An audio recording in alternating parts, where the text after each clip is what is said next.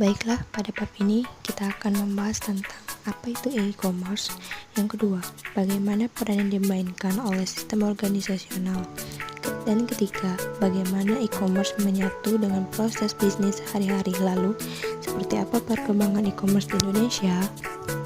Yang pertama, e-commerce adalah proses jual beli produk atau jasa yang dilakukan secara elektronik, yaitu melalui jaringan komputer atau internet. Lalu, e-commerce juga mempunyai manfaat. Yang pertama, memudahkan komunikasi antara konsumen dan produsen. Yang kedua, memudahkan pemasaran dan promosi barang atau jasa. Ketiga, penyebaran informasi yang begitu mudah dan untuk dilakukan. Lalu, ada juga hambatan yang terdapat dalam e-commerce, yaitu yang pertama, trust. Trust itu kepercayaan. Kepercayaan merupakan hambatan yang menonjol dalam e-commerce karena di Indonesia lebih percaya menggunakan transaksi face to face. Yang kedua yaitu security. Security atau bisa dibilang pengamanan. E-commerce sangat rentan sekali dengan kriminalitas di internet. Data-data kita bisa dihack oleh orang-orang yang tidak bertanggung jawab.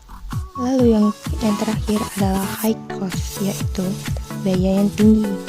Dalam membuka usaha online tentu membutuhkan biaya yang sangat tinggi. Biasanya dilakukan oleh pembisnis level atas, namun tidak menutup kemungkinan pebisnis level menengah ke bawah dapat melakukan hal tersebut. Next, sistem integrasional. Yang pertama, IOS, Integrational System. Strategi di mana unsur-unsur yang ada dikaitkan dengan transmisi data elektronik. Yang kedua ada EDI, Electronic Data Interchange. Pertukaran data elektronik adalah salah satu cara untuk mendapatkan suatu sistem integrasional. Hubungan EOS dan EDI adalah implementasi dominan dari suatu EOS. Lebih dari 2/3 e-commerce dilakukan dengan menggunakan EDI. Jika dibandingkan dengan menggunakan EOS. Extranet. Ini adalah cara lain dari membuat suatu EOS.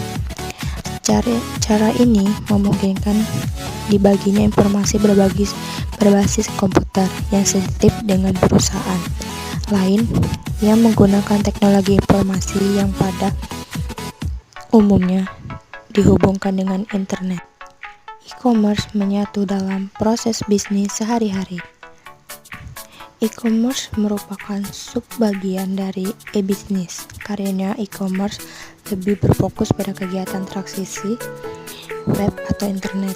Dengan menggunakan sistem manajemen pengetahuan, e-commerce mempunyai goal untuk menambah revenue di perusahaan.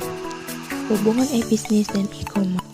Yang pertama, e-commerce merupakan bagian dari e-business, di mana cakupan e-business lebih luas. Tidak hanya sekedar perniagaan, tetapi juga pengkolaborasian, mitra bisnis, dan lainnya.